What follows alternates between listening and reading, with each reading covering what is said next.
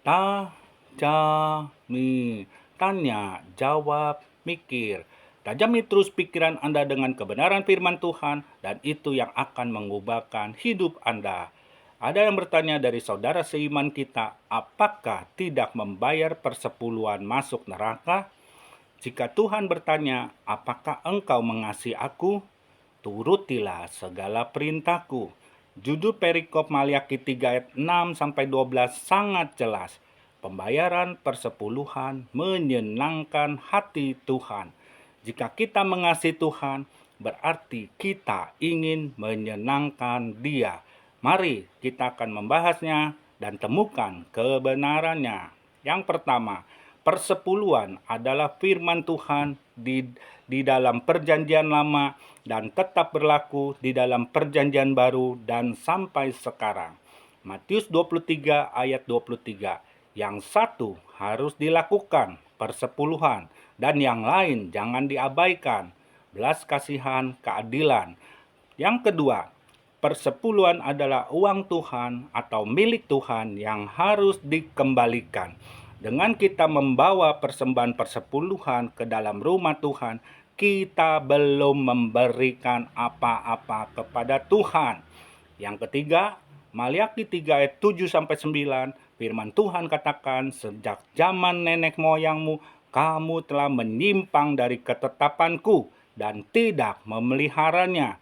Jika tidak mengembalikan persepuluhan, berarti menipu Allah atau disebut juga pencuri. Apakah ada pencuri dan penipu bisa masuk ke surga? Yang keempat, persepuluhan adalah ujian ketaatan kita kepada Tuhan. Apakah tanpa ketaatan mutlak orang bisa masuk surga? Yang kelima, apakah tanpa ketaatan orang bisa berkenan kepada Tuhan, menyenangkan Tuhan? Tidak jawabannya. Yang keenam, apakah tanpa kekudusan orang bisa bertemu dengan Tuhan, melihat Tuhan, dan masuk ke surga? Jawabannya juga tidak. Yang ketujuh, apakah dosa bisa membawa kita ke surga? Tidak. Dosa membuat manusia terpisah dari Tuhan. Ya, dosa mengakibatkan kutuk, tidak diberkati Tuhan. Yang kedelapan, Yudas sudah terbiasa mencuri uang kas dan akhirnya mengkhianati dan menjual Yesus. Yudas hatinya dikuasai oleh uang. Yang kesembilan, di manakah hartamu berada? Tuhan mengukur kesetiaan manusia hal kecil dengan uang. Perkara kecil Tuhan nilai, Tuhan ukur dengan uang. Tuhan atau uang 50-50. Jadi, siapakah Tuhan kita? Yang ke-10, setiap manusia bertanggung jawab kepada Tuhan atas segala perbuatannya selama hidup di dunia ini. Alkitab memberikan jawaban yang tegas. Kebenaran tidak dapat kompromi dengan dosa.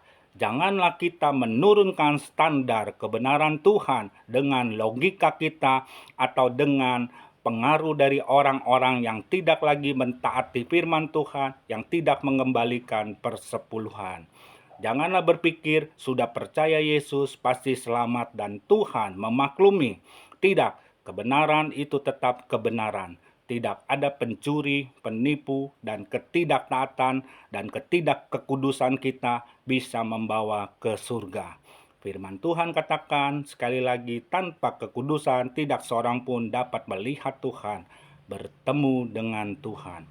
Bertobatlah sungguh-sungguh, tanpa pertobatan yang benar, Tuhan tidak berkenan. Kembalikan apa yang menjadi milik Tuhan dan Tuhan memberkati. Amin.